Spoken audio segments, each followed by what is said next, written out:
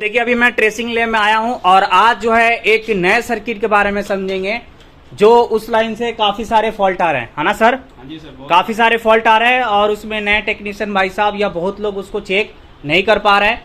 तो आप लोग का न्यू अपडेट मिलेगा और ये जहां वीडियो जाएगा उन लोगों को भी न्यू अपडेट मिलेगी।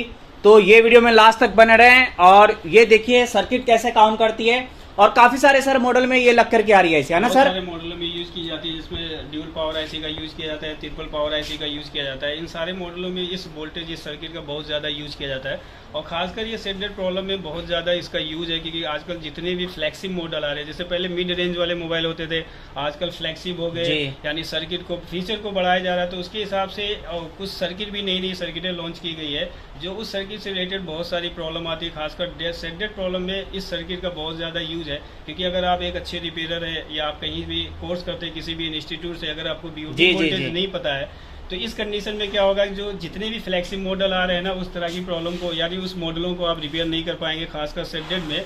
बाकी तो सर्किट के द्वारा तो आप बहुत सारी प्रॉब्लम सॉल्व कर सकते हैं, लेकिन जो खासकर सेडेड प्रॉब्लम आएगा आप उस प्रॉब्लम को रिपेयर नहीं कर सकते अगर इस सर्किट का नॉलेज नहीं है आपको। तो आज इस लाइन के बारे में फुल एक्सप्लेन करने वाले हैं ना सर? ठीक है सर, आज है ये आज का जो हमारा टॉपिक है बीओबी वोल्टेज के बारे में, कि बीओबी वोल्टेज क्या होता है और किस किस हैंडसेट में इस सर्किट का यूज किया गया है और बीओबी वोल्टेज क्या होता है, किस किस सेक्शन को दी जाती है। आज का जो हमारा टॉपिक होगा इसी पे होगा। तो सबसे पहले हम जानते हैं, जैसे आप लोग जानते हैं कि मोबाइल फ़ोन में दो टाइप से सप्लाई यूज की जाती है। जैसे एक आपका होता है बी बैड सप्लाई होती है, जो कि आप लोगों को पता है, जो बैटरी कनेक्टर से हमारी प्राइमरी सप्लाई निकलती है उसको हम बी बैड कहते हैं। और दूसरा होता है जो हमारी सेकेंडरी वोल्टेज जनरेट होती है, जिसे हम बीपीएस कहते हैं, जो बहुत सारे सेक्शन में डिस्ट्रीब्यूट करके पावर आईसी को देके बक वोल्टेज एलडीओ वोल्टेज जनरेट करके सेट को चालू किया जाता है, वो हमारा बीपीएस होता है। लेकिन पहले के मोबाइल होते थे, मिड रेंज होते थे, तो उसमें बहुत कम सर्किट का यूज़ किया जाता था, यानी बीपीएस सप्लाई का मोस्टली यूज़ किया गया है। लेकिन जैसे जैसे हमारे फीचर बढ़ते गए, आजकल मोबाइल को मार्केट में फ्लैक्सिब मॉडल सबसे ज़्यादा चल रहे हैं। तो फ्लैक्सिब मॉडल में क्या कर दिया गया है कि बीपीएस का यूज़ तो किया है, लेकिन बीपीएस का यूज़ कम करके अब बीओबी वोल्टेज का यूज़ सबसे ज़्यादा किया जाता है। खासकर सेडेड प्रॉब्लम में बीओबी वोल्टेज का काफ़ी इंपॉर्टेंस रूल होता है। जैसे आपने देखा होगा कि पहले प्राइमरी सिंगल पावर आईसी का यूज़ किया गया, फिर ड्यूल पावर आईसी का यूज़ किया। आजकल जो मोबाइल फ़ोन आ रहे हैं आपने देखे होंगे 3 पावर आईसी का यूज़ किया जाता है। तो उन तीनों पावर आईसी का सीक्वेंस क्या होता है और ये बीओबी वोल्टेज कैसे बनते हैं और बीओबी वोल्टेज बन के सारे सेक्शन में कैसे डिस्ट्रीब्यूट होते हैं, और इसके बारे में हम जानेंगे। और ये भी जानेंगे कि बीओबी वोल्टेज यानी इसकी सप्लाई अगर ख़राब होती है तो मोबाइल फ़ोन में क्या क्या प्रॉब्लम आती है, इसके बारे में डिटेल से हम जानेंगे। तो हमने एक सर्किट लिया है, 3 पावर आईसी का सीक्वेंस लिया है, बोर्ड पे हमने सर्किट को ड्रॉ किया है। इसके बारे में हम समझाते हैं कि बीओबी वोल्टेज कैसे जनरेट होता है। और एक चीज़ याद रखना, जैसे बीपीएस वोल्टेज पहले क्या था, जैसे ही मोबाइल फ़ोन का फीचर लॉन्च किया गया तो बीपीएस वोल्टेज से जब उसको वर्क कराया गया तो बीपीएस वोल्टेज के ऊपर लोड पड़ा, और जब लोड पड़ता था तो वो बैटरी को बहुत जल्दी डिस्चार्ज कर देती थी, यानी बैटरी बैकअप देना बंद कर देती थी। इसीलिए आजकल जितने भी नए मोबाइल आ रहे हैं उसमें बीओबी सर्किट का यूज़ किया जाता है, जिससे हमारा बैटरी के ऊपर लोड नहीं पड़ता है और हमारा सर्किट प्रॉपर ढंग से वर्क करता है। ठीक है, तो हमने यहाँ पे 3 पावर आईसी का सीक्वेंस लिया है। जैसे आपने देखा है PM8150B है। वैसे अगर देखा जाए तो बहुत सारे आईसियाँ हैं जो हमारे बीओबी वोल्टेज जनरेट करने का काम करती है, जैसे PM660 है, 660L है, और भी बहुत सारी आईसी है, 8150 है, 7250 है। बहुत सारी आईसी हैं जिसके वो आईसी होती हैं जिस आईसी के पास में एल लगा होता है, लिखा होता है सीरियल नंबर के बाद लास्ट में, वो आईसी क्या करती है, बीओबी वोल्टेज बनाने का काम करती है। यानी उसी आईसी से बीओबी वोल्टेज जनरेट किया जाता है और फिर सारे सेक्शन में डिस्ट्रीब्यूट किया जाता है। जैसे ये हमने 3 पावर आईसी का सीक्वेंस लिया। पहली हमारी आईसी है PM8150B है। ये 8150B जो आईसी होती है ये ओनली हमारी चार्जिंग आईसी के लिए यूज़ की जाती है, चार्जिंग सेक्शन को ऑपरेट कराती है। और दूसरी होती है हमारी PM8150 है, जो बक वोल्टेज एलडीओ वोल्टेज जनरेट करके सेट को चालू करने का काम करती है। और तीसरी आईसी जो होती है वो PM8150L है, जो बीओबी वोल्टेज जनरेट करती है और सारे सेक्शन को डिस्ट्रीब्यूट करती है। ठीक है, तो जब यहाँ पे बी बस सप्लाई दी जाती है, बी बेड सप्लाई दी जाती है प्राइमरी लाइन के द्वारा, तो यहाँ से हमारा एक बीपीएस वोल्टेज जनरेट होता है, जो एक बूट कैप के साथ बूस्ट कॉइल के द्वारा एक बीपीएस वोल्टेज जनरेट करके सारे आईसीओ को बीपीएस सप्लाई दी जाती है। बीपीएस सप्लाई पीएम आईसी को यानी प्राइमरी आईसी को भी दिया गया है और आपको 8150L को भी दिया जाता है। और जैसे ही बीपीएस सप्लाई यहाँ पे इन करती है तो एक स्विचिंग के द्वारा यहाँ पे एक बूस्ट कॉइल लगा होता है जो कि 47 नैनो हेनरी का होता है, यही बूस्ट कॉइल क्या करता है कि एक बीपीएल स्विचिंग के द्वारा, यानी मॉसफेट यहाँ पे लगा होता है, उसके स्विचिंग के द्वारा जैसे ही स्विच करके वोल्टेज जनरेट करता है और जनरेट करके रिटर्न खुद लेता है।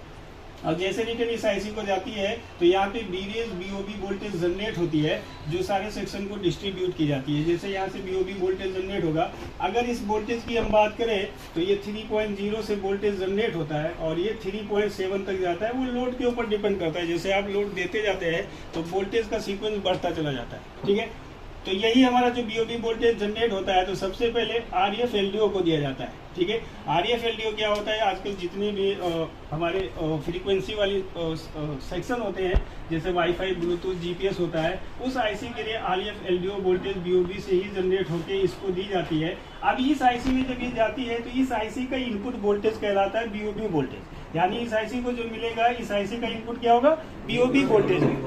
ठीक है, फिर उसके बाद यही सप्लाई हमारी कैम के लिए पावर एलडीओ के लिए जाती है, जो आजकल बहुत सारे कैमरा यूज किए जाते हैं। तो वहाँ के जो एलडीओ वोल्टेजेस होते हैं, ठीक है, उस एलडीओ वोल्टेज को जो एलडीओ लगे होते हैं उनका भी इनपुट वोल्टेज क्या होता है, बीओबी होता है। फिर वो सारे एलडीओ क्या करते हैं, अपना आउटपुट देके कैमरा को ऑपरेट कराने का काम करते हैं। और एक चीज ये भी है, जब ये ऐसी बीओबी वोल्टेज जनरेट करती है तो ये खुद एक इनपुट लेती है इसी वोल्टेज का, बीओबी वोल्टेज का एक इनपुट लेती है, तो ये बहुत सारे एलडीओ वोल्टेज को जनरेट करती है। ठीक है, बहुत सारे सेक्शनों के लिए ये एलडीओ वोल्टेज यहाँ से बनाती है और बहुत सारे सेक्शन को डिस्ट्रीब्यूट कर दिया जाता है। और यही सप्लाई हमारी जाती है ऑडियो स्विच आईसी को। ये ऑडियो स्विच आईसी क्या होती है, इसको ऑडियो स्विचर आईसी भी कहा जाता है। जैसे पहले आपने देखा होगा हैंड फ्री मदरबोर्ड के ऊपर लगा होता था, आजकल आप देख रहे हैं कि मोबाइल फोन में सी टाइप का चार्जिंग जैक यूज किया जाता है।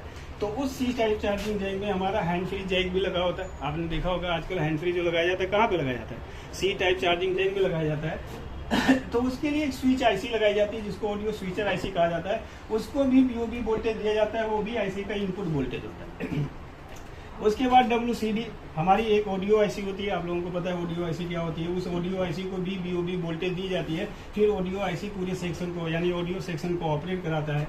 और यही सप्लाई हमारी इस पावर आईसी को भी जाती है, PM8150 को भी जाती है। ये इसकी इनपुट आईसी इनपुट वोल्टेज होती है। और जब इसको बीओबी वोल्टेज मिलता है तो ये बक वोल्टेज और एलडीओ वोल्टेज जनरेट करके मोबाइल फोन को ऑन करने का काम करती है। ये आपका PM8150 होता है, ये इसका इनपुट होता है। ठीक है, और यही सप्लाई हमारी जाती है SIO को जाती है। SIO एक मॉसफेट होता है, जैसे मॉसफेट आप लोगों ने पढ़ा होगा तो उसमें जानते हैं कि SIO एक पिन होता है। उस पिन का भी इनपुट क्या होता है, हमारा बीओबी वोल्टेज होता है, जिसको सीरियल इनपुट आउटपुट के नाम से जाना जाता है। और यही हमारा बीओबी वोल्टेज चार्जिंग आईसी को जाती है, यानी PM8150 को जाती है। तब ये आईसी हमारी एक्टिवेट होती है और हमारे चार्जिंग सेक्शन को ऑपरेट कराती है। तो ये हमारा बीओबी वोल्टेज होता है, जो कि काफ़ी इंपॉर्टेंट है। आजकल जितने भी मॉडल आते हैं बीओबी वोल्टेज का इंपॉर्टेंस बढ़ गया है, क्योंकि ये लाइन बहुत जल्दी बीओबी सप्लाई के खराब हो जाने से मोबाइल फोन में हाफ शॉर्टिंग की प्रॉब्लम आती है, बहुत ज़्यादा आती है। जैसे आजकल मोबाइल फोन में हाफ शॉर्टिंग की जो प्रॉब्लम आ रही है, सब लोग बीपीएस लाइन पे काम करते हैं, लेकिन बीपीएस लाइन अब कम शॉर्ट होता है, सबसे ज़्यादा बीओबी लाइन हमारी शॉर्ट हो जाती है। अगर किसी भी हैंडसेट में हाफ शॉर्टिंग की प्रॉब्लम आती है तो हमें बीओबी सर्किट को चेक करना होता है। बीओबी सर्किट को ही वही सर्किट सबसे ज़्यादा शॉर्ट होती है।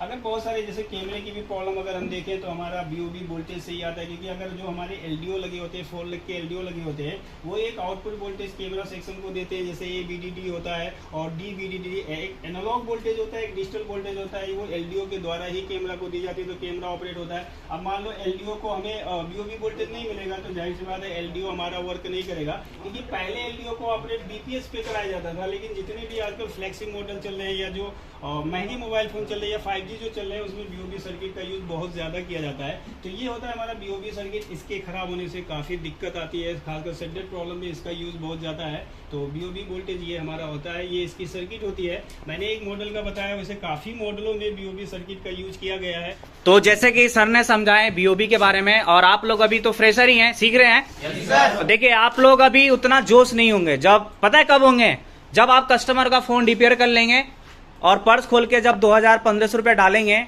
और वो फोन को रिपेयर करने में, जैसे वीपीएस लाइन में अगर हम बात करें, इसी तरीके से वीपीएस भी चेक करना होता है। और वीपीएस की अगर हम बात करें तो उस लाइन से भी फॉल्ट अगर हो जाता है तो मोबाइल ऑन नहीं होता है, और उस लाइन को सही करने के लिए 2 मिनट भी के अंदर भी सही हो जाता है और घंटों भी लग जाता है, लेकिन ज्यादातर जल्दी ही सही हो जाता है अगर उस लाइन में अगर कोई जानता है तो, है ना। और वो सही करके फोन के हिसाब से हम 1000, 1500, 2000 रुपया ले लेते हैं। अब उसी तरीके से आप लोग बीओबी भी चेक करोगे नए वाले फोन में, समझ गए ना।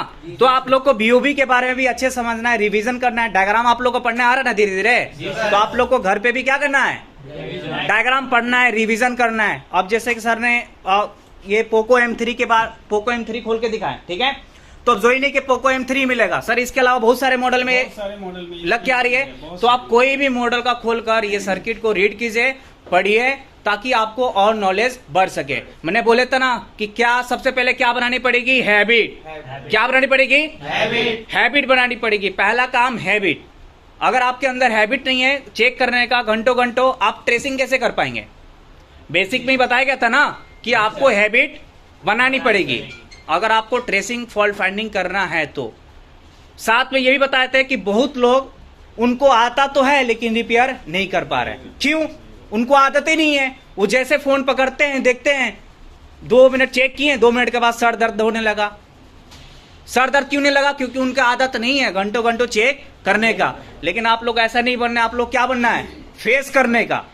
क्योंकि आप बोर्ड पे जितना टाइम देंगे आपको उतने ही ज्ञान बढ़ेगी, उतनी ही ज्यादा नॉलेज बढ़ेगी। यह फैक्ट है, आप लोग करके देखिएगा। आप लोग अभी स्टार्टिंग में टाइम मत देखिएगा, समझ गए। तो यहाँ पे फाइनली अब स्कीमेटिक में सर यहाँ पे एक्सप्लेन करेंगे कि कैसे वीपीएस इंटर हो रही है और कैसे बीओबी बन रही है ना सर।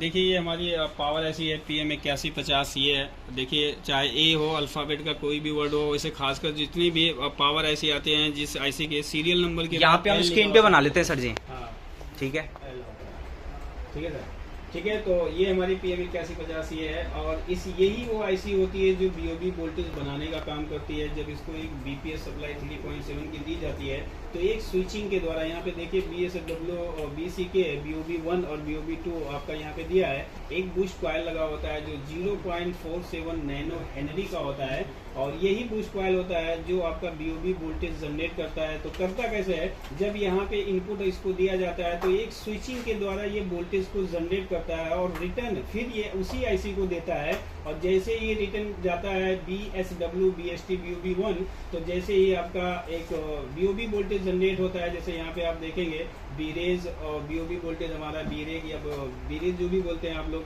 ठीक है, बीओबी वोल्टेज हमारा जनरेट होता है और यही बीओबी वोल्टेज पूरे सेक्शन में डिस्ट्रीब्यूट हो जाता है जिस सेक्शन को बीओबी की जरूरत होती है। और ये जो बीओबी वोल्टेज बनता है स्टार्टर में 3.0 से बनेगा और जैसे लोड पड़ता जाएगा 3.7 तक ये आपका वोल्टेज जनरेट करता है। तो बहुत सारे सेक्शन को डिस्ट्रीब्यूट की जाती है, आप स्कीमेटिक में देख सकते हैं और उसकी रिपेयरिंग।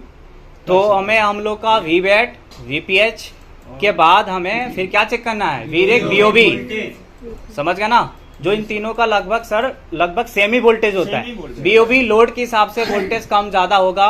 मैंने हमने सर चेक भी किए हैं नोट 6 प्रो में, कुछ नोट 6 प्रो में चेक किया 2.5 वोल्ट आ रहा था, फिर कुछ नोट 6 प्रो में देखे तो 3.7 वोल्ट आ रहा था। तो लोड के हिसाब से ये वोल्टेज कम और ज्यादा होगा। ठीक है, बहुत बढ़िया। तो ये बिल्कुल आप लोग अगर फोन अगर आप ट्रेसिंग करते हैं, फॉल्ट फाइंडिंग करते हैं, मदरबोर्ड पे काम करते हैं, तो आप लोग बीओबी लाइन चेक करें, क्योंकि इस लाइन से भी काफी सारे फॉल्ट आ रहे हैं। तो इसका हम बहुत जल्द लाइव प्रैक्टिकल भी, अगर इस लाइन से फॉल्ट होगी तो उसका भी हम वीडियो बना करके आपके तक पहुंचाएंगे। और ये अगर अच्छा लगे तो जरूर लाइक और कमेंट्स करें। अगर आप इसी तरीके से सीखना चाहते हैं तो मोस्ट वेलकम, विजिट करें। यहाँ पे प्रॉपर तरीके से सारी चीज समझाई जाती है। ये ट्रेसिंग लैब है।